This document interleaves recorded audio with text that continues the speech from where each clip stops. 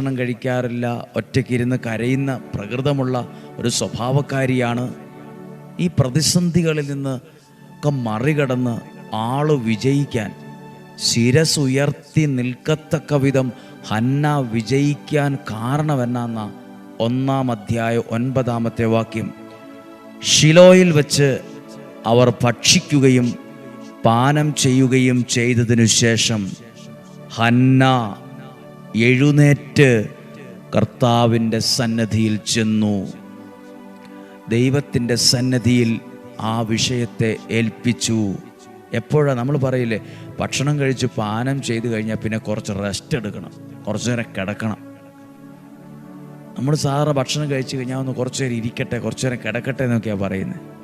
Hannah ഭക്ഷണം കഴിച്ച് പാനം ചെയ്തതിനു ശേഷം ആ സങ്കടമുള്ള ആ വ്യക്തി എഴുന്നേറ്റ് ദൈവസന്നിധിയിൽ, കർത്താവിൻ്റെ സന്നിധിയിൽ ചെന്ന് പ്രാർത്ഥിച്ചു. അത് ഹന്നായുടെ വിജയരഹസ്യമാണ്. അവിടെ ചെന്ന് ഹൃദയം നുറുങ്ങി പ്രാർത്ഥിച്ചു. അതിനുശേഷം ഈ പ്രാർത്ഥിക്കുന്ന ഹന്നായുടെ പ്രകൃതമാണ് ഹന്നായുടെ ജീവിതത്തെ ഒരു അത്ഭുതമാക്കി മാറ്റിയത്.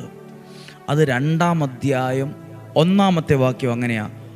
ഹന്ന നന്ദി പറഞ്ഞ് പ്രാർത്ഥിച്ചത് ഇങ്ങനെയാ: എൻ്റെ ഹൃദയം കർത്താവിൽ ഇപ്പോൾ ആനന്ദിക്കുന്നു, എൻ്റെ ശിരസ് കർത്താവിൽ ഉയർന്നിരിക്കുന്നു. ദൈവസന്നിധിയിൽ പ്രാർത്ഥിക്കുന്ന നിൻ്റെ ശിരസ് കർത്താവിൽ ഉയർന്നിരിക്കുന്നൊരു കാലമുണ്ട്. ഇന്ന് ഏതിൻ്റെയൊക്കെയോ കാരണങ്ങളാൽ, ഏതൊക്കെയോ പ്രതിസന്ധികളാൽ, ഏതൊക്കെയോ നാണംകടൽ അനുഭവിച്ച്, സാമ്പത്തികമായും കുടുംബത്തിൽ നിന്നും പുറത്തു നിന്നും അകത്തു നിന്നുമൊക്കെ പലതും കണ്ടും കേട്ടും അനുഭവിച്ചും ശിരസ് താന്നിരിക്കുന്ന ഒരാളാണോ നീ? കർത്താവിൽ ആനന്ദിക്കും. കർത്താവിൽ നിൻ്റെ ശിരസ് ഉയർന്നു നിൽക്കും, ഉയർന്നു നിൽക്കും. കർത്താവിൻ്റെ സന്നദ്ധിയിലേക്ക് ചെന്നു. അപ്പുറത്തിരിക്കുന്ന ഒരാളോട് പോയി സങ്കടം പറഞ്ഞു എന്നല്ല, ഇപ്പുറത്ത് പോയിരിക്കുന്ന ഒരാളോട് എൻ്റെ ജീവിതം മടുത്തു എന്ന് പറഞ്ഞു എന്നല്ല, കർത്താവിൻ്റെ സന്നിധിയിൽ ചെന്ന് പ്രാർത്ഥിച്ചു എന്നാണ് എഴുതിയിരിക്കുന്നത്. അതിനുശേഷം ഇങ്ങനെ പ്രാർത്ഥിച്ചിട്ടൊരു വാക്യം എഴുതിയിട്ടുണ്ട്. 1-ാം അധ്യായം 18-ാമത്തെ വാക്യത്തിൻ്റെ അവസാനം എഴുതിയിട്ടുണ്ട്: പിന്നീട് ഒരിക്കലും അവളുടെ മുഖം മ്ലാനമായിട്ടില്ല. പിന്നീട് അവളുടെ മുഖം എങ്ങനെയായി?